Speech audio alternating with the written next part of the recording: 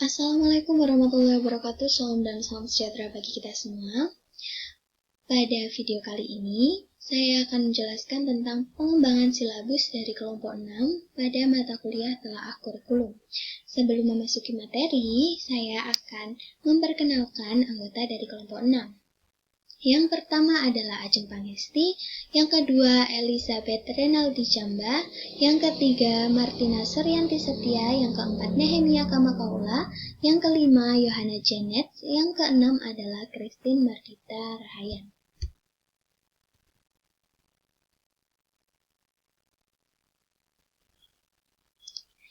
Pengertian dari silabus. Silabus adalah seperangkat rencana dan pengaturan tentang kegiatan, pembelajaran, pengelolaan kelas, dan penilaian hasil belajar. Lalu, komponen-komponen dalam silabus adalah identitas mata pelajaran. Biasanya, identitas ini dituliskan dengan nama mata pelajaran, jenjang sekolah, kelas, dan semester. Selanjutnya adalah standar kompetensi dan kompetensi dasar atau SKKD. SKKD ini bisa dilihat dalam dokumen standar isi sesuai dengan mata pelajaran masing-masing. SKKD ini berfungsi untuk mengarahkan guru pembelajaran mengenai target yang harus dicapai dalam pembelajaran. Selanjutnya adalah indikator. Indikator dalam pengembangan silabus berfungsi sebagai petunjuk tentang perubahan perilaku yang akan dicapai oleh siswa sehubungan dengan kegiatan belajar yang dilakukan. Tentunya sesuai dengan kompetensi dasar dan materi standar yang dikaji. Selanjutnya adalah materi pokok. Materi pokok ini berfungsi untuk memberikan petunjuk kepada siswa dan guru tentang apa yang harus dipelajari dalam mencapai kompetensi yang telah ditetapkan. Lalu, kegiatan pembelajaran. Kegiatan pembelajaran dalam silabus itu berfungsi untuk mengarahkan siswa dan guru dalam membentuk kompetensi dasar. Secara garis besar, kegiatan ini tuh mencakup kegiatan awal, kegiatan inti, dan kegiatan penutup.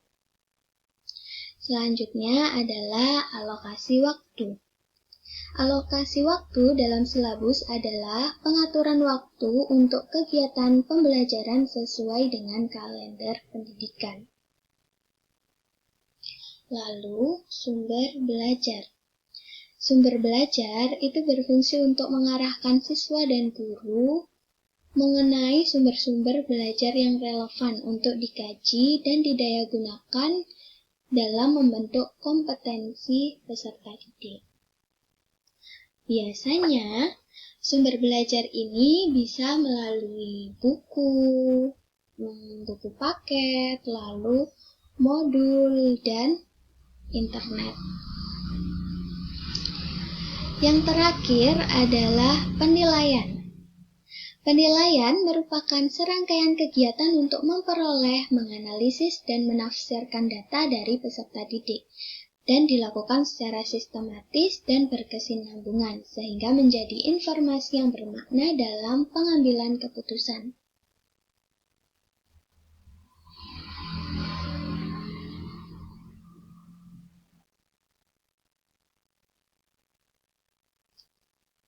Selanjutnya, kita akan kepada prinsip-prinsip pengembangan silabus.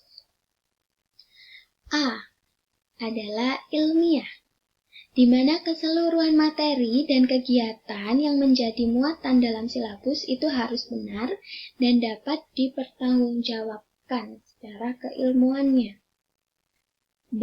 Adalah relevan, di mana cakupan, kedalaman, tingkat kesukaran, dan urutan penyajian materi dalam silabus itu sesuai dengan tingkat pengembangan fisik, intelektual, sosial, emosional, dan spiritual peserta didik. C adalah sistematis, di mana komponen dalam silabus itu harus saling berhubungan secara fungsional dalam mencapai kompetensi. Yang kedua adalah konsistensi, yaitu adanya hubungan yang konsisten secara kompetensi dasar, indikator, materi pokok, pengalaman belajar, sumber belajar, dan penilaiannya. Yang adalah kecukupan. Kecukupan indikator, materi pokok, pengalaman belajar, sampai pada sistem penilaian itu cukup untuk menunjang pencapaian kompetensi dasar. Yang ke-F adalah aktual dan kontekstual, di mana cakupan indikator materi pokok hingga pada sistem penilaiannya itu memperhatikan perkembangan ilmu, teknologi, dan seni mutakhir dalam kehidupan nyata dalam peristiwa yang terjadi. Selanjutnya adalah fleksibel, di mana keseluruhan komponen dalam silabus itu dapat mengakomodasi keberagaman siswa serta dinamika perubahan yang terjadi di sekolah dan tuntutan masyarakat. Yang terakhir adalah menyeluruh, di mana komponen silabus itu mencangkup keseluruhan ranah kompetensi baik kognitif, afektif, dan psikomotor, atau sesuai dengan esensi mata pelajaran masing-masing.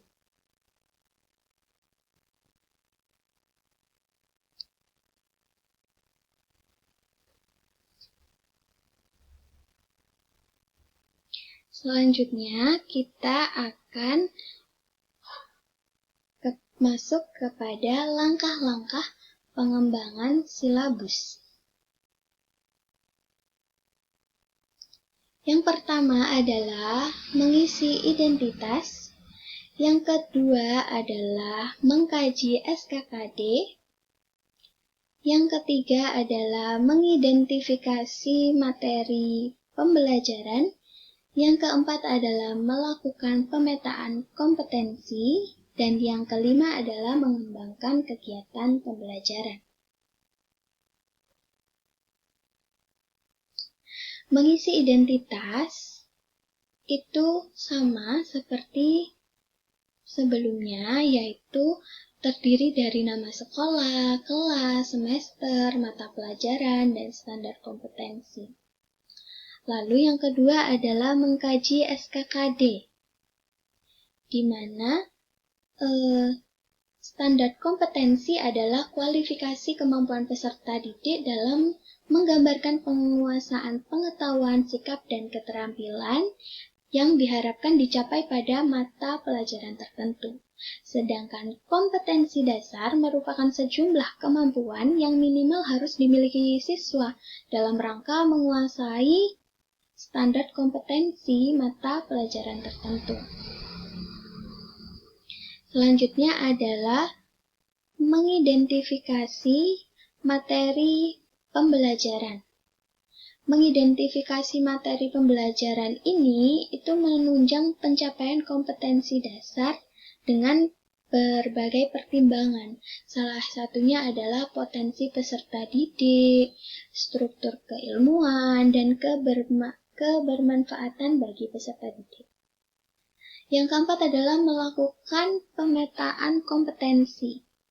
Biasanya dengan mengidentifikasi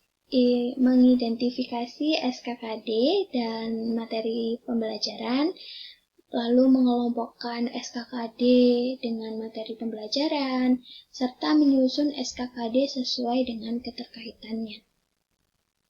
Yang terakhir adalah mengembangkan kegiatan pembelajaran. Kegiatan pembelajaran itu dirancang untuk memberikan pengalaman belajar yang melibatkan proses mental dan fisik melalui interaksi antar siswa, lalu antar siswa dan guru, lalu siswa dan lingkungan, dan sumber belajar lainnya dalam rangka pencapaian kompetensi dasar.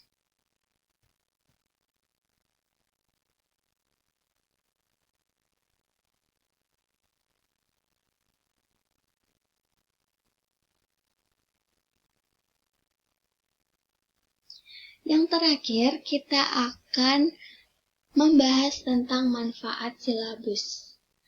Manfaat silabus yang pertama adalah pengatur kegiatan pembelajaran dan pengembangan sistem. Yang kedua adalah sumber utama penyusunan rencana pembelajaran. Yang ketiga adalah pedoman untuk rencana pengelolaan kegiatan pembelajaran lebih lanjut. Dan yang terakhir adalah ukuran dalam melakukan penelitian keberhasilan suatu program pembelajaran.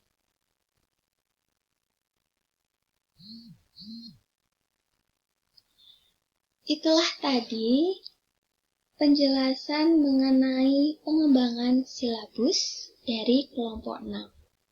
Saya mewakili dari kelompok 6, mohon maaf apabila ada salah kata dan perbuatan. Saya ucapkan terima kasih dan wassalamualaikum warahmatullahi wabarakatuh.